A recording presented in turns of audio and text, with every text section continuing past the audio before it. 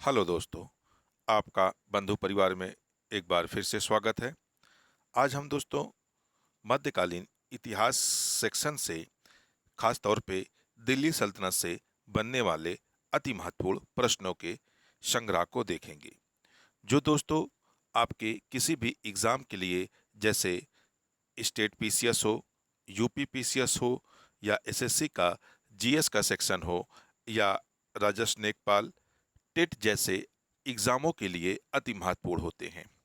ये क्वेश्चन बार बार एग्जाम में पूछे जाते हैं दोस्तों।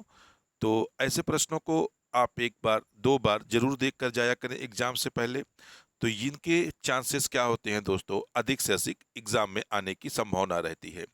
तो हाँ दोस्तों, एक विशेष रिक्वेस्ट आप लोगों से है कि इस वीडियो को आप पूरा वॉच करिएगा, क्योंकि ये वीडियो आपके लिए बेहद यूजफुल होने वाला है।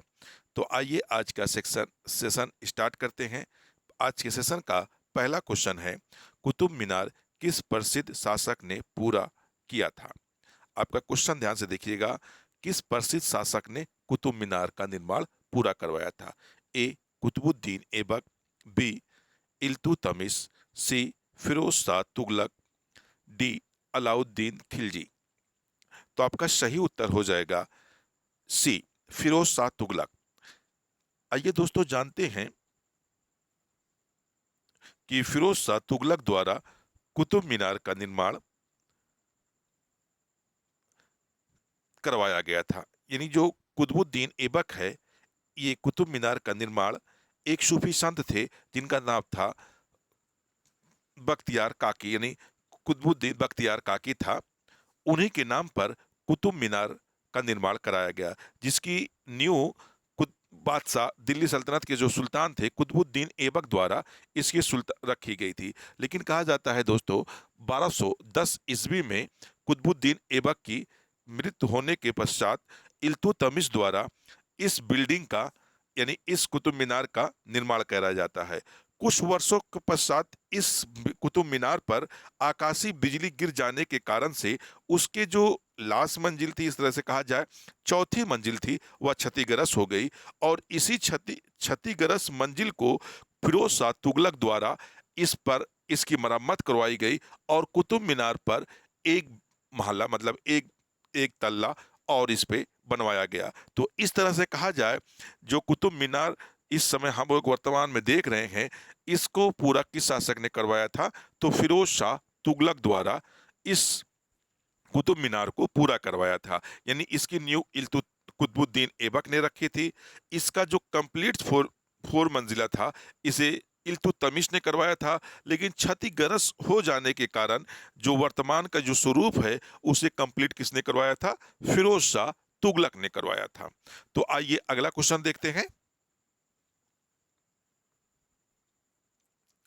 लाख बख्श की उपाधि किस शासक को दी जाती है? आपके सामने विकल्प एक है इल्तुतमिश, बी बलवन, सी रजिया, डी कुतुबुद्दीन ऐबक। तो आपका सही उत्तर हो जाएगा डी कुतुबुद्दीन ऐबक। कहा जाता है दोस्तों, कुतुबुद्दीन ऐबक जिस समय सुल्तान बना, उस समय कहा जाता है कि यह एक उदार शासक था। यह लाखों का दान किया करता था गरीब मोहताजों के लिए। इसीलिए इसकी एक उपाधि थी लाख बख्श की, यानी लाखों का दान करने वाला दिल्ली सल्तनत का कौन सा सुल्तान था? कुतुबुद्दीन ऐबक। इसीलिए इसे लाख बख्श के नाम से भी जाना जाता है। इसकी एक उपाधि थी। आइए अगला क्वेश्चन देखते हैं। निम्नलिखित में से वह दिल्ली का सुल्तान कौन था जिसकी मृत्यु पोलो खेलते हुए हुई थी? ए कुतुबुद्दीन ऐबक, बी अलाउद्दीन खिलजी, सी फिरोज शाह तुगलक, डी गयासुद्दीन तुगलक। तो आपका सही उत्तर हो जाएगा ए कुतुबुद्दीन ऐबक।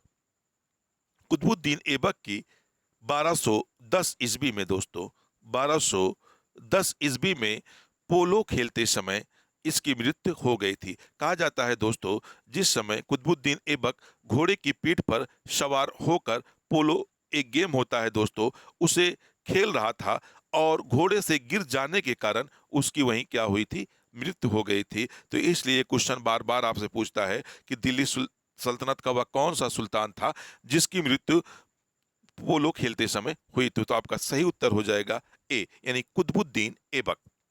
आइए अगला क्वेश्चन देखते हैं। उत्तरी भारत की प्रथम मुस्लिम महिला शासक कौन थी? आपके सामने विकल्प ए है रजिया सुल्तान, बी मुमताज, सी नूरजहां, डी इनमें से कोई नहीं। तो आपका सही उत्तर हो जाएगा रजिया सुल्तान। यानी उत्तरी भारत की प्रथम मुस्लिम शासिका बनने वाली कौन थी? रजिया सुल्तान। इनका शासन पीरियड दोस्तों था 1236 से लेकर 1236 से लेकर 1240 ईस्वी तक का इनका शासन था। यानी इस पीरियड के दौरान इन्होंने दिल्ली सल्तनत पर सुल्तान बनी थी, या एक तरह से कहा जाए शासन किया था रजिया सुल्तान द्वारा। रजिया सुल्तान यानी उत्तर भारत की प्रथम मुस्लिम शासिका थी जिन्होंने दिल्ली की गद्दी संभाली थी। और इनका पीरियड दोस्तों याद रखना 1236 ईस्वी से लेकर 1240 ईस्वी तक का। आइए अगला क्वेश्चन देखते हैं। मोहम्मद गोरी विजित प्रदेशों की देखभाल के लिए निम्नलिखित में से किस विश्वसनीय जनरल को छोड़ गया था, या आपने किस विश्वसनीय सैनिक को छोड़ गया था? आपके सामने विकल्प ए है नसरुद्दीन, बी अल्तमश, सी कुतुबुद्दीन ऐबक, डी मलिक गफूर। तो आपका सही उत्तर हो जाएगा सी, यानी कुतुबुद्दीन ऐबक। जिस समय 1294 ईस्वी में चंदावर के युद्ध में जयचंद्र को पराजित करने के बाद कुतुब मोहम्मद गोरी का दिल मैंने कहा था भारत पर एक तरह से अधिकार हो गया था, मतलब कि एक तरह से दिल्ली और अजमेर पर। तो जिस समय मोहम्मद गोरी अफगानिस्तान जा रहा था उस समय विजित भारत की जो उसकी एक प्रांत था उसकी देखभाल के लिए किसको अपॉइंटमेंट किया था? तो कुतुबुद्दीन ऐबक को, यानी भारतीय साम्राज्य अपने भारतीय साम्राज्य की देख रेख के लिए इस पर छोड़कर गया था। तो आपका सही उत्तर होगा कुतुबुद्दीन ऐबक। आइए अगला क्वेश्चन देखते हैं।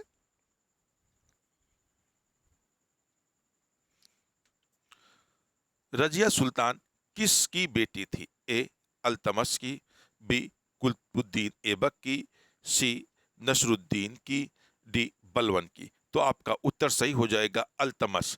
अल्तमश को हम इल्तुतमिश भी कहते हैं दोस्तों। अल्तमश का जो पूरा नाम है जिसे हम अक्सर किताबों में पढ़ते हैं, इसका नाम इल्तुतमिश मिलता है। तो आपका जो रजिया सुल्तान थी या इल्तुतमिश की एक योग और महत्वाकांक्षी बेटी थी। जैसे अभी हमने पिछले क्वेश्चन में आपको बताया, इसने दिल्ली सल्तनत पर हुकूमत की और इसका जो पीरियड था 1236 से लेकर 1240 तक का था। यानी यह उत्तर भारत की प्रथम मुस्लिम शासिका भी बनी थी जो इल्तुतमिश की बेटी थी। आइए अगला क्वेश्चन देखते हैं। दिल्ली के सुल्तान का पद संभालने से पहले बलबन किस सुल्तान का प्रधानमंत्री था? ए नसरुद्दीन, बी कुतुबुद्दीन ऐबक, सी बहराम शाह, डी आराम शाह। तो आपका सही उत्तर हो जाएगा नसरुद्दीन। इसका पूरा नाम है दोस्तों नसरुद्दीन महमूद। यानी नसरुद्दीन महमूद जो है इसका जो पीरियड है 1246 से लेकर 1246 से लेकर 1266 तक का, यानी 1266 तक का नसरुद्दीन नसरुद्दीन महमूद का समय पीरियड होता है दोस्तों। इसी पीरियड में नसरुद्दीन महमूद ने सुल्तान यानी बलवन को अपना प्रधानमंत्री नियुक्त किया था। कहा जाता है दोस्तों जिस समय बलवन दिल्ली की गद्दी पर बैठा, यानी 1266-67 में दिल्ली की गद्दी पर बैठा, उस समय वह दिल्ली सल्तनत का प्रधानमंत्री था। इसलिए बलवन जब दिल्ली की गद्दी पर बैठा तो किसी भी अमीर के द्वारा इसकी खिलाफत नहीं की गई, यानी इसका विरोध नहीं किया गया। तो एक तरह से आपका सही उत्तर हो जाएगा नसरुद्दीन महमूद, यानी वह सुल्तान बनने से पूर्व नसरुद्दीन महमूद का प्रधानमंत्री था। आइए अगला क्वेश्चन देखते हैं। दिल्ली सल्तनत का राजकाल कब समाप्त हुआ था? आपके सामने विकल्प ए है 1498 ईस्वी, बी 1526 ईस्वी, सी 1565 ईस्वी, डी 1600 ईस्वी। तो आपका सही उत्तर हो जाएगा 1526 ईस्वी में। 1526 ईस्वी में भारत में दो महत्वपूर्ण घटनाएं घटती हैं दोस्तों। पहला होता है दिल्ली सल्तनत की समाप्ति, यानी जो दिल्ली सल्तनत 1206 ईस्वी में कुतुबुद्दीन ऐबक द्वारा स्थापित की गई थी उसकी स्थापना 1526 में इसी दिल्ली सल्तनत ने अपनी अंतिम सांस ली थी। इसी 1526 ईस्वी में भारत में एक नए राजवंश की उत्पत्ति होती है, जिसे हम इतिहास में मुगल काल कहते हैं। मुगल मुगल काल कहते हैं। कहा जाता है दोस्तों, 1526 ईस्वी में पानीपत के प्रथम युद्ध में मुगल मुगल साम्राज्य के संस्थापक बाबर द्वारा दिल्ली के वर्तमान सुल्तान इब्राहिम लोदी को पानीपत के प्रथम युद्ध में पराजित कर कर एक नए वंश की स्थापना करता है, जिसे हम लोग मुगल काल के नाम से या मुगल साम्राज्य के नाम से जानते हैं। आइए अगला क्वेश्चन देखते हैं। निम्नलिखित में से किसको शक्तिशाली सैन्य बलों के एक समूह चेहलगानी के विनाश का श्रेय दिया जाता है? आपके सामने विकल्प ए है बलवन, बी कुतुबुद्दीन ऐबक, सी इल्तुतमिश, डी रजिया सुल्तान। तो आपका सही उत्तर हो जाएगा ए, यानी बलवन। बलवन द्वारा इल्तुतमिश द्वारा स्थापित किए गए चिहिलगानी का क्या करता है, विनाश कर देता है। इल्तुतमिश जिस समय गद्दी पर बैठा था दोस्तों, उस समय दिल्ली सल्तनत के लिए अनेक परिस्थितियां उसके विपरीत थीं। इसी कारण इल्तुतमिश द्वारा एक 40 गुलामों का एक दल गठन किया जाता है, जिसे हम चिहिलगानी के नाम से जानते हैं। इन चिहिलगानी का बलवन भी उनमें से एक सदस्य था। लेकिन जिस समय 1266 ईस्वी में बलवन सुल्तान बनता है, धीरे धीरे कर कर इन चहलगानी सदस्यों का क्या करता है, अंत करना शुरू करता है। अंततोगत्ता चिहलगानी का क्या करता है, पूर्णतः समाप्त कर देता है। तो आपका सही उत्तर होगा ए, यानी बलवन द्वारा चिहलगानी को समाप्त कर दिया जाता है। आइए अगला क्वेश्चन देखते हैं।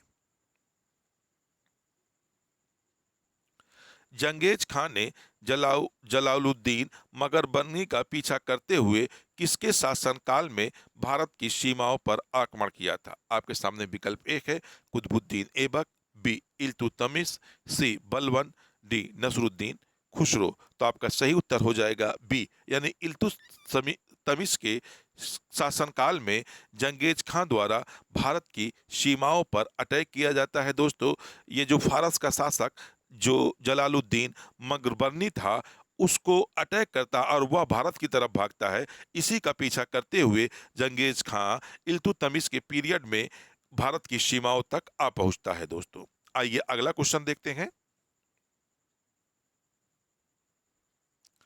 दिल्ली के खिलजी सुल्तान थे? ए मंगोल, बी अफगान, सी तुर्क, डी एक जाट कबीला। तो आपका सही उत्तर हो जाएगा सी तुर्क, यानी जो दिल्ली के खिलजी सुल्तान थे, जिसकी स्थापना 1290 में जलालुद्दीन खिलजी द्वारा की गई थी।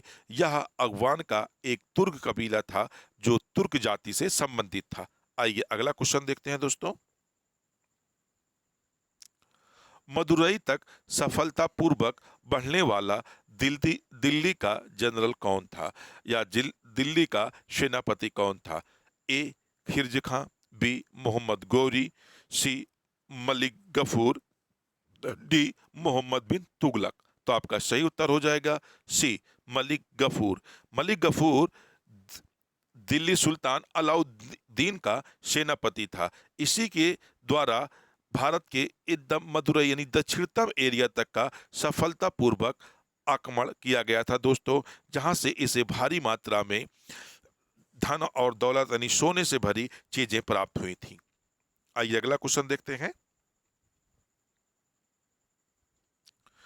स्वयं को दूसरा सिकंदर या सिकंदर शानी कहने वाला सुल्तान था? ए बलवन, बी अलाउद्दीन खिलजी, सी मोहम्मद बिन तुगलक, डी सिकंदर लोदी। तो आपका सही उत्तर हो जाएगा बी अलाउद्दीन खिलजी। अलाउद्दीन खिलजी की अगर पीरियड की बात करें तो यह 1296 से, यानी 1296 से 1316 तक का दिल्ली सल्तनत का सुल्तान रहता है।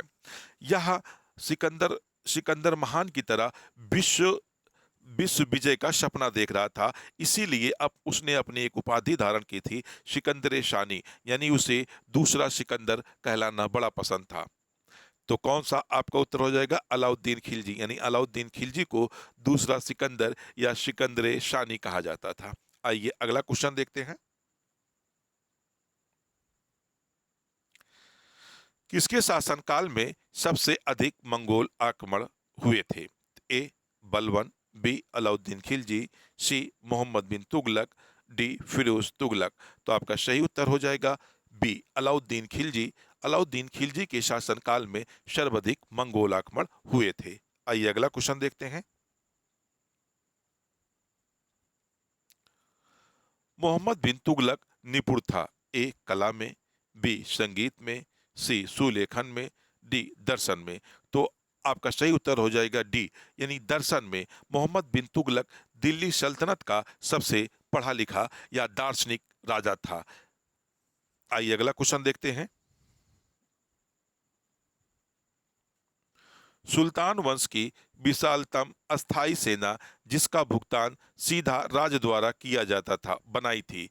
आपके सामने विकल्प ए है इल्तुतमिश ने, बी अलाउद्दीन खिलजी ने, सी मोहम्मद बिन तुगलक ने, डी सिकंदर लोदी ने। तो आपका सही उत्तर हो जाएगा बी अलाउद्दीन खिलजी द्वारा दिल्ली सल्तनत की सबसे विशालतम सेना का निर्माण किया गया था और जिसका नगद भुगतान राज द्वारा किया जाता था दोस्तों। तो आइए अगला क्वेश्चन देखते हैं हम लोग।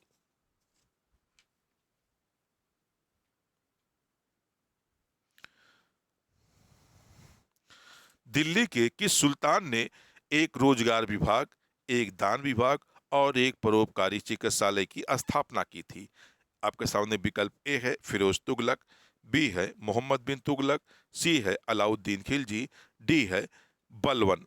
तो आपका सही उत्तर हो जाएगा ए फिरोज शाह तुगलक द्वारा एक दान विभाग, एक रोजगार विभाग, एक परोपकारी चिकित्सालय का निर्माण करवाया गया था दोस्तों। आइए अगला क्वेश्चन देखते हैं।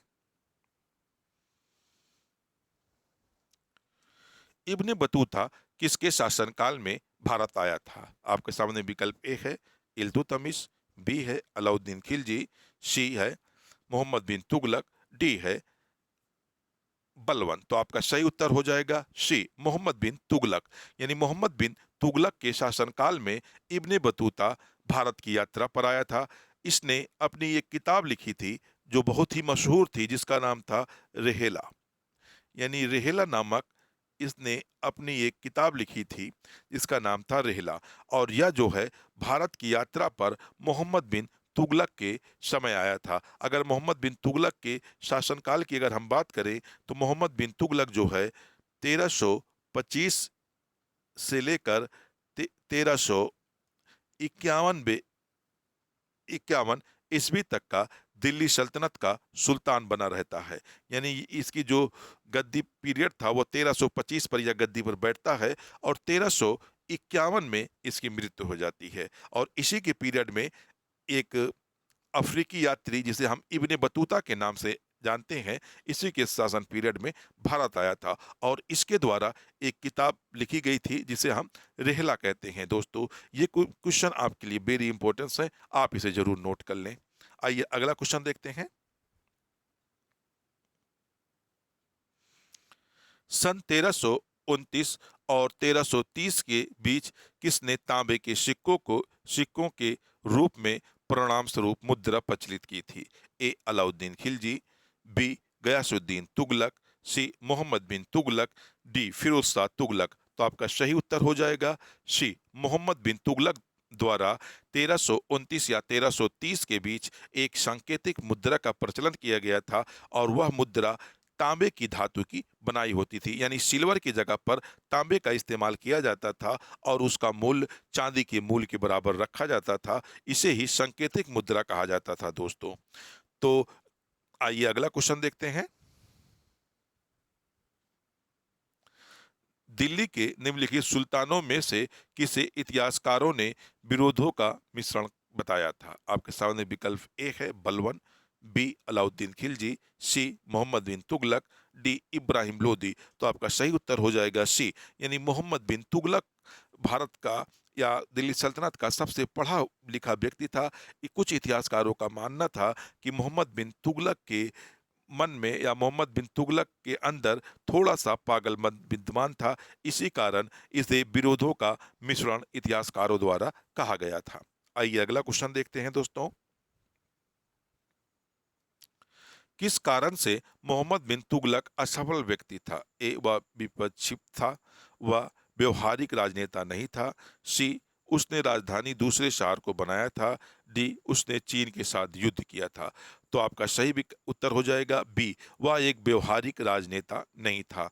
क्योंकि दोस्तों वह समय के अनुकूल ना होकर समय के बाद की कई सारी नीतियां बनाया, जिसमें उसे लगातार असफलता मिली। इसी कारण इतिहासकारों द्वारा मोहम्मद बिन तुगलक को एक असफल सुल्तान कहा जाता है। आइए अगला क्वेश्चन देखें। किस वंश के सुल्तानों ने सबसे अधिक समय तक शासन किया? आपके सामने विकल्प ए है खिलजी वंश, बी है तुगलक वंश, सी है दास वंश, डी है लोदी वंश। तो आपका सही उत्तर हो जाएगा बी, यानी तुगलक वंश द्वारा दिल्ली सल्तनत के सुल्तान राजवंशों में सर्वाधिक शासन किया गया था। तुगलक वंश का जो शासन पीरियड होता है दोस्तों, यह जो है 1320 से लेकर, यानी 1320 ईस्वी से लेकर 1414 ईस्वी तक का, यानी 1414 ईस्वी तक का तुगलक वंश का दिल्ली सल्तनत पर राज होता है। और यह दिल्ली सल्तनत का सर्वाधिक यानी सबसे ज्यादा शासन करने वाला दोस्तों क्या होता है? शास वंश होता है। आइए अगला क्वेश्चन देखते हैं। लोदी वंश की स्थापना किसने की थी? ए, इब्राहिम लोदी, बी, सिकंदर लोदी, सी, बहलोल लोदी, डी, खिरज खां। तो आपका सही उत्तर हो जाएगा सी, बहलोल लोदी। बहलोल लोदी द्वारा लोदी वंश की स्थापना 1451 ईस्वी में की गई थी दोस्तों। यानी लोदी वंश की स्थापना कब की गई थी? बहलोल लोदी द्वारा 1451 ईस्वी में लोदी द्वारा इसकी स्थापना की गई थी। आइए अगला क्वेश्चन देखते हैं दोस्तों।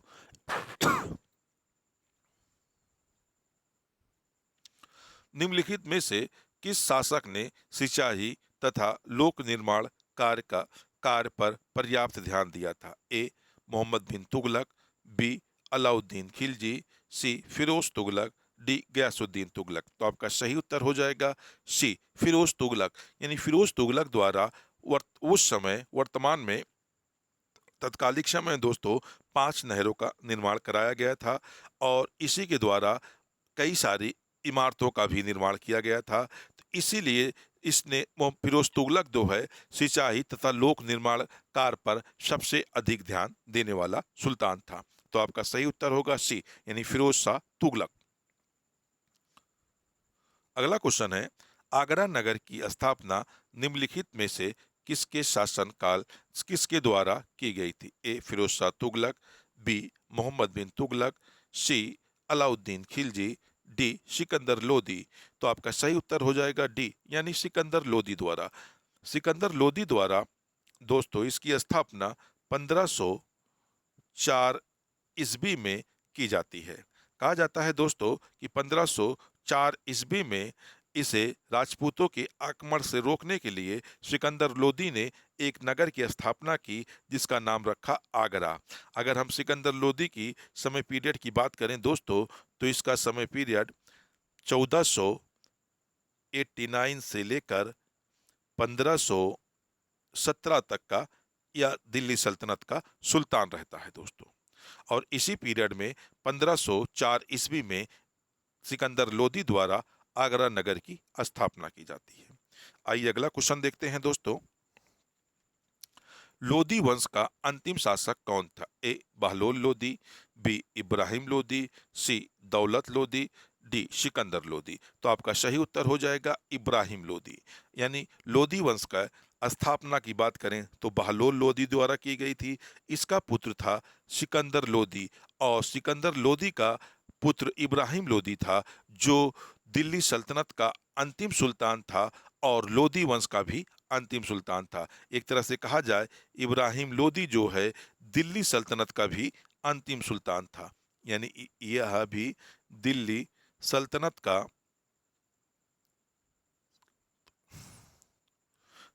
का भी ये अंतिम सुल्तान था दोस्तों। यानी यह अंतिम सुल्तान था दिल्ली सल्तनत का भी दोस्तों। और लोदी वंश का भी ये अंतिम सुल्तान था। आइए अगला क्वेश्चन देखते हैं। बहमनी राज्य की स्थापना निम्नलिखित में से किसके द्वारा की गई थी? ए अहमद शाह फर्स्ट, बी अलाउद्दीन हसन, सी महमूद गावान, डी फिरोज शाह बहमनी। तो आपका सही उत्तर हो जाएगा अलाउद्दीन हसन बहमनी। यानी अलाउद्दीन हसन बहमनी द्वारा बहमनी राज्य की स्थापना, बहमनी राज्य की जो स्थापना थी दोस्तों, यह 1447 ईस्वी में दक्कन में की गई थी दोस्तों। यानी इसकी स्थापना अलाउद्दीन हसन बहमनी द्वारा 1447 ईस्वी में दक्कन में की गई थी। अगला क्वेश्चन देखते हैं दोस्तों। कुतुब मीनार का जैसे हम वर्तमान में उसे देखते हैं अंततः पुनर्निर्माण किया गया था? ए बलवंत द्वारा, बी अलाउद्दीन खिलजी द्वारा, सी सिकंदर लोदी द्वारा, डी फिरोज शाह तुगलक द्वारा। तो आपका सही उत्तर हो जाएगा सी सिकंदर लोदी द्वारा। यानी सिकंदर लोदी ने भी कुतुब मीनार के इसके पुनर्निर्माण में कार्य किया था। तो जैसा वर्तमान में कुतुब मीनार हम लोग देखते हैं, यह जो पूरा निर्माण कराया गया था वह किसके द्वारा कराया गया था? सिकंदर लोदी द्वारा इसका पूरा निर्माण कराया गया था दोस्तों। आइए अगला क्वेश्चन देखते हैं। चांद बीबी की शासिका थी? ए अहमदनगर, बी बीजापुर, सी सतारा, डी गोलकोंडा। तो आपका सही उत्तर हो जाएगा अहमदनगर। यानी अहमदनगर राज्य पर चांद बीबी शासन के रूप में करती थी, या कहा जाए चांद बीबी अहमदनगर की शासिका रह चुकी थी। आइए अगला क्वेश्चन देखते हैं। निम्नलिखित बहमनी शासकों में बीजापुर में प्रसिद्ध गोल गुम्बज का निर्माण किसने किया था? ए मोहम्मद आदिल शाह, बी महमूद गामा, सी यूसुफ आदिल शाह, डी इस्माइल आदिल शाह। तो आपका सही उत्तर हो जाएगा मोहम्मद आदिल शाह। यानी मोहम्मद आदिल शाह के द्वारा बहमनी साम्राज्य में एक गुम्मद का, गोल गुम्मद का निर्माण करवाया गया था दोस्तों। आइए अगला क्वेश्चन देखते हैं। निम्नलिखित में से वह स्थान कौन सा है जहां विश्व का सबसे बड़ा गुम्मद, गोल गुम्मद स्थित है? ए दमिश्क, बी इस्तांबुल, सी काहिरा, डी बीजापुर। तो आपका सही उत्तर हो जाएगा डी, यानी बीजापुर में विश्व का सबसे बड़ा गुम्मद, गोल गुम्मद स्थित है दोस्तों। आइए अगला क्वेश्चन देखते हैं। बहमनी राजाओं की राजधानी थी? ए गुलबर्गा, बी बीजापुर, सी बेलगाम, डी रायचूर। तो आपका सही उत्तर हो जाएगा ए गुलबर्गा। यानी बहमनी साम्राज्य की शुरुआती राजधानी जो थी वह कौन थी दोस्तों? गुलबर्गा। आइए अगला क्वेश्चन देखते हैं। हम्पी, तिरुवन्नमलई, चिदम्बरम, श्रीरंगम, तिरुपति आदि आदि में मंदिरों के सामने की ओर बने हुए रायगोपुरम का निर्माता कौन था? ए विद्यारण, बी कृष्णदेवराय, सी हरिहर, डी राजराज। तो आपका सही उत्तर हो जाएगा कृष्णदेवराय। यानी जो इतने सारे हम्पी तिरुमलई का जो गोपुरम, राय गोपुरम का बनाया गया है, इसका निर्माता कृष्णदेवराय को माना जाता है। आइए अगला क्वेश्चन देखते हैं। प्रसिद्ध मुस्लिम शासिका चांद बीबी निम्नलिखित में से किस राज्य से संबंधित थीं? ए बीजापुर, बी गोलकुंडा, सी अहमदनगर, डी बरार। तो आपका सही उत्तर हो जाएगा सी, यानी अहमदनगर से। आइए अगला क्वेश्चन देखते हैं। विजयनगर के मध्यकालीन नगर को आज हम कहते हैं, यानी वर्तमान में जो विजयनगर था वर्तमान में उसका क्या नाम है? तो आपके सामने विकल्प ए है चंद्रगिरी, बी हलेबिंदु, सी हम्पी, डी कोडा बिंदु बिंदु।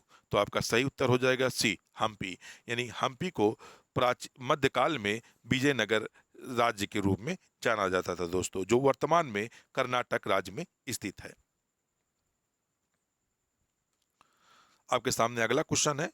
विजयनगर के शासकों में सबसे महान किसे माना जाता है? ए कृष्णदेव राय, बी वीर नरसिंह, सी सदाशिव राय, डी राम राय। तो आपका सही उत्तर हो जाएगा ए कृष्णदेव राय। यानी कृष्णदेवराय को विजयनगर साम्राज्य में सर्वाधिक शक्तिशाली शासक के रूप में जाना जाता है दोस्तों। तो आइए अगला क्वेश्चन देखते हैं। आपके सामने कृष्णदेवराय किसके समकालीन थे? ए शेरशाह, बी हुमायूं, सी बाबर, डी अकबर। तो आपका सही उत्तर हो जाएगा सी बाबर। बाबर के समकालीन कृष्णदेवराय थे। कहा जाता है कि बाबर द्वारा जो उसकी आत्मकथा लिखी गई है तुझके बाबरी, उस बाबर उसमें उल्लेख करता है कि जिस समय वह भारत आया हुआ था उस समय 5 महत्वपूर्ण शासक इस भारत में राज्य कर रहे थे, जिनमें से 3 मुस्लिम राज्य थे, 2 हिंदू राज्य थे। 2 हिंदू राज्यों में बाबर द्वारा एक कृष्णदेवराय की चर्चा की जाती है, दूसरा राणा सांगा की चर्चा की जाती है। यानी तो इस हिसाब से देखा जाए कृष्णदेवराय बाबर के समकालीन शासक था। आइए अगला क्वेश्चन देखा जाए। विजयनगर के शासकों ने प्रोत्साहित किया? ए हिंदी, मराठी और संस्कृत को, बी मलयालम, तमिल और संस्कृत को, सी तमिल, तेलुगु और संस्कृत को, डी तेलुगु, उर्दू और संस्कृत को। तो आपका सही उत्तर हो जाएगा सी तमिल, तेलुगु और संस्कृत को विजयनगर शासकों द्वारा प्रोत्साहित किया गया था। आइए अगला क्वेश्चन देखते हैं। विजयनगर का प्रथम शासक कौन था जिसने पुर्तगालियों के साथ संधि की थी? ए हरिहर, बी बुक्का, सी देवराय सेकंड, डी कृष्णदेवराय। तो आपका सही उत्तर हो जाएगा डी कृष्णदेवराय द्वारा कृष्णदेवराय पुर्तगालियों के साथ संधि करने वाला प्रथम विजयनगर साम्राज्य का शासक होता है। आइए अगला क्वेश्चन देखते हैं दोस्तों। विजयनगर के गौरव के भागवशेष और उसकी वस्तु शैली के ऐतिहासिक महत्व का स्थान अब कहाँ देखा जा सकता है? ए बेल्लूर, बी हम्पी, सी श्रीरंगपट्टनम, डी तंजौर। तो आपका सही उत्तर होगा बी हम्पी में। यानी हम्पी में उसके भग्नावशेष यानी उसके जो अवशेष मिलते हैं विजयनगर साम्राज्य के, वह कर्नाटक के हम्पी स्थान से प्राप्त किए जाते हैं। आइए अगला क्वेश्चन देखते हैं दोस्तों। तराइन का युद्ध किस वर्ष में लड़ा गया था? आपके सामने विकल्प एक है 1526, बी है 1757, सी है 1191, डी है 1857। तो आपका सही उत्तर हो जाएगा सी 1191 में तराइन का प्रथम युद्ध लड़ा गया था। यानी तराइन का 2 युद्ध होता है दोस्तों, एक प्रथम, एक द्वितीय। द्वितीय होता है दोस्तों। जो प्रथम होता है इसकी युद्ध की 1191 में लड़ा जाता है। इसमें पृथ्वीराज चौहान मोहम्मद गोरी को पराजित कर देता है। उसी तरह से एक साल बाद द्वितीय युद्ध तराइन का द्वितीय युद्ध होता है जो 1192 ईस्वी में लड़ा जाता है दोस्तों। इसमें क्या होता है, गोरी द्वारा पृथ्वीराज चौहान तृतीय को पराजित किया जाता है।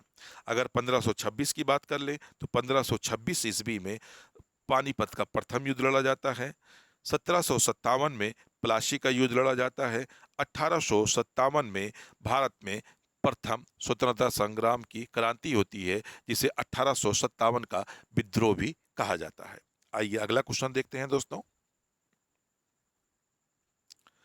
विजयनगर निम्नलिखित में से किस नदी के तट पर स्थित था? ए कावेरी, बी कृष्णा, सी बाणगंगा, डी तुंगभद्रा। तो आपका सही उत्तर हो जाएगा तुंगभद्रा। यानी जो विजयनगर साम्राज्य था वह तुंगभद्रा नदी के तट पर बसा हुआ एक विस्तृत साम्राज्य था।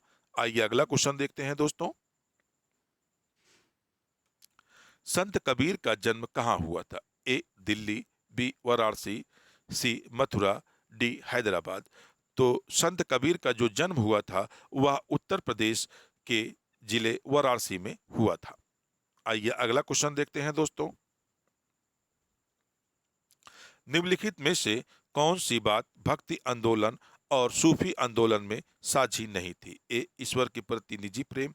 ये बात सच थी, क्योंकि चाहे सूफी आंदोलन के संत हो या भक्ति आंदोलन के संत हो, वो ईश्वर के प्रति अपनी निजी प्रेम रखते थे।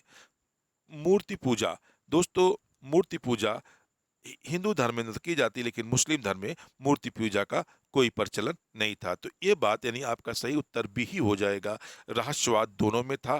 तीर्थ स्थलों की यात्रा करना, जैसे लोग काशी मथुरा जाते हैं, उसी तरह से मुस्लिम मक्का मदीना के लिए यात्रा पर जाते हैं। तो आपके इसमें पूछ रहा है कि कौन सी भक्ति और सूफी आंदोलन में साझा संस्कृत नहीं थी या साझा मूल नहीं था, तो मूर्ति पूजा, यानी जो मूर्ति पूजा है वह हिंदू और मुस्लिम में साझा नहीं है।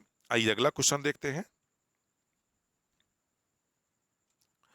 महाराष्ट्र का महानतम भक्ति कवि कौन था? ए रामदास, बी तुकाराम, सी नामदेव, डी एकनाथ। तो आपका सही उत्तर हो जाएगा बी तुकाराम, यानी जो तुकाराम थे या महाराष्ट्र के महानतम भक्ति कवियों में जाने जाते हैं। आइए अगला क्वेश्चन देखते हैं। निम्नलिखित दार्शनिकों और उनके दर्शन समूहों में से गलत जोड़ा ज्ञात कीजिए। ए शंकराचार्य अद्वैतवाद, ये सही है। बी वल्लभाचार्य शुद्ध अद्वैतवाद, ये भी सही है दोस्तों। सी चैतन, चैतन विशिष्ट अद्वैतवाद नहीं दिया जाता, तो आपका सही उत्तर हो जाएगा सी, यानी जो चैतन और विशिष्ट अद्वैतवाद दिया गया है यह जोड़ा सही नहीं है। चारवाक लोकायत का एक प्रमुख दार्शनिक विचार है दोस्तों, तो आपका सही उत्तर सी हो जाएगा, यानी चैतन विशिष्ट अद्वैतवाद का सिद्धांत नहीं देते हैं। आइए अगला क्वेश्चन देखते हैं दोस्तों। श्रृंगेरी, बद्रीनाथ, द्वारका और पुरी में 4 मठ स्थापित किए गए थे। ए रामानुज द्वारा, बी अशोक द्वारा, सी आदि शंकराचार्य द्वारा, डी माधव विद्यारण द्वारा। तो आपका सही उत्तर हो जाएगा सी, यानी आदि शंकराचार्य द्वारा भारत के 4 स्थानों पर, जैसे श्रृंगेरी, बद्रीनाथ, द्वारका और पुरी में 4 मठों की स्थापना की गई थी। आइए अगला क्वेश्चन देखते हैं दोस्तों। मेवाड़ के राजघराने से संबंधित प्रसिद्ध भक्ति संत था। ए चैतन, बी अंडाल, सी मीराबाई, डी रमाबाई। तो आपका सही उत्तर हो जाएगा सी मीराबाई, यानी जो मेवाड़ की राजघराना था मीराबाई, उस घराने से प्रसिद्ध भक्ति संत होती हैं दोस्तों, जो कृष्ण के लीलाओं की कविताएं गाया करती थी। आइए अगला क्वेश्चन देखते हैं दोस्तों। अगला क्वेश्चन है आपका, अजमेर में किस सूफी फकीर की दरगाह है? ए बाबा फरीद, बी कुतुबुद्दीन बख्तियार काकी, सी मोइनुद्दीन चिश्ती, डी ख्वाजा बहाउद्दीन। तो आपका सही उत्तर हो जाएगा ख्वाजा मोइनुद्दीन चिश्ती की दरगाह राजस्थान के अजमेर जिले में स्थित है। तो आपका सही उत्तर होगा सी। आइए आज का अंतिम क्वेश्चन देखते हैं दोस्तों। आज का अंतिम क्वेश्चन है, भारत में चिश्ती आंदोलन को किसने संस्थापित किया था? ए निजामुद्दीन औलिया, बी सलीम चिश्ती, सी शेख मोइनुद्दीन चिश्ती, डी हमीलुद्दीन नागौरी। तो आपका सही उत्तर हो जाएगा शेख मोइनुद्दीन चिश्ती द्वारा भारत में सूफी सिलसिला, चीज़ें हम कहें चिश्ती सिलसिला आंदोलन की नींव रखी जाती है। जिस शेख मोइनुद्दीन चिश्ती की जो दरगाह है वर्तमान में भारत के राजस्थान जिले में, अजमेर एक जिला पड़ता है दोस्तों, यहीं पर शेख मोइनुद्दीन चिश्ती की दरगाह आज भी विद्यमान है दोस्तों। तो आज का वीडियो यहीं तक दोस्तों। आपको हमारा वीडियो कैसा लगा आप हमें कमेंट बॉक्स में ज़रूर बताएं दोस्तों। और आप दोस्तों इस वीडियो को पूरा वॉच करें, क्योंकि इसके जितने भी क्वेश्चन हैं आपकी प्रत्येक एग्जामों के लिए बहुत ही महत्वपूर्ण है दोस्तों। तो फिर मिलते हैं दोस्तों कुछ नए विशेषांगों के साथ, कुछ ऐसे ही मज़ेदार प्रश्नों के साथ जो आपकी किसी भी परीक्षा के लिए बहुत ही उपयोगी होंगे। फिर मिलते हैं दोस्तों, जब तक के लिए धन्यवाद।